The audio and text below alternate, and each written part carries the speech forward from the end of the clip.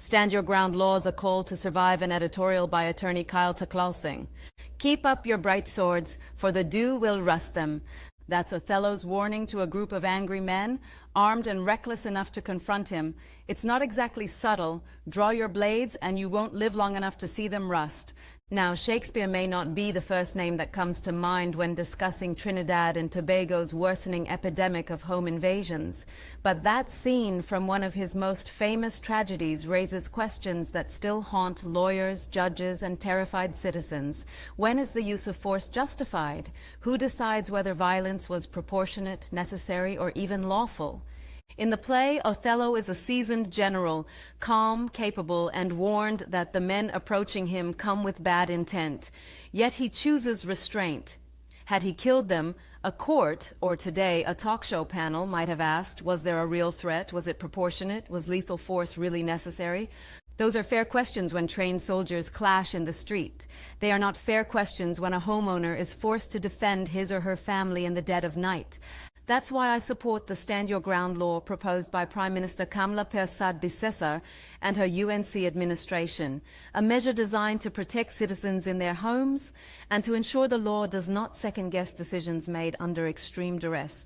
If someone breaks into my home to do harm, I should not be expected to match their weapon or assess their mood. I should not be expected to act with restraint. I should be expected only to survive and protect the people I love. What about proportionate force? If a criminal enters my house with a penknife, I don't need to meet him with a penknife of my own. This isn't a fencing match. In that moment of fear, the law must recognize my right to respond with overwhelming force, not calibrated caution. That's not cruelty, that's survival. What about reasonableness? The idea that a homeowner must behave reasonably during a home invasion is absurd. Reason is a luxury. Terror, chaos, and adrenaline are not conducive to legal analysis. The only reasonable objective is to live. What about a duty to retreat? Absolutely not. Not in my home. If an armed stranger forces their way into my house, I should have no duty to run. While the law may not strictly require it now, let's be clear on it. No judge, no politician, no law professor should require me to abandon my ground or my family in the place where I should feel safest. Of course, critics are already sounding their predictable alarms. Some point to the tragic killing of Trayvon Martin, an unarmed black teenager shot by George Zimmerman in Florida, who claimed protection under that state's Stand Your Ground law.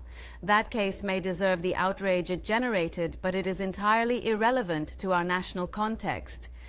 Zimmerman pursued Martin on a public street. That was not a home invasion. That was not a citizen defending their family. Conflating the two is not only misleading, it is intellectually dishonest.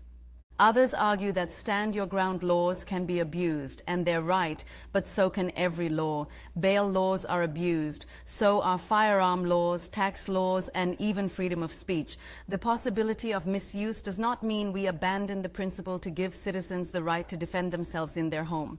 More importantly, this law is not being snuck in through the back door. It was a centerpiece of the UNC's general election campaign. Persad-Bissessar was unapologetically clear. A government led by her would change the law to give homeowners the unambiguous right to defend themselves. Voters knew this and voted accordingly. That's not a loophole, that's democracy. Stand Your Ground doesn't demand that we become a nation of vigilantes. It doesn't glorify violence. It simply affirms what many of us already believe, that if danger crosses your doorway, you are not expected to be reasonable, negotiate, or pause to consider what a judge might think months later. You are expected to act and survive. Shakespeare's Othello was a tragedy of jealousy, betrayal, and manipulation. But the real tragedy in Trinidad and Tobago today is not poetic. It's the brutal daily reality of violent crime. It's families living in fear, in communities where the police often arrive long after the terror has passed. And if the state cannot always be there to protect its citizens, then the least it can do is empower them to protect themselves. Prime Minister Persad-Bissessar isn't demanding blood. She is demanding safety and dignity for citizens. She's demanding a law that trusts citizens in the moment they are most afraid. Her vision can perhaps be best expressed by Othello's famous last words, "Speak of me as I am, nothing extenuate nor set down aught in malice." In other words, I'm not a villain, I'm not a hero. I'm just someone who survived by standing their ground.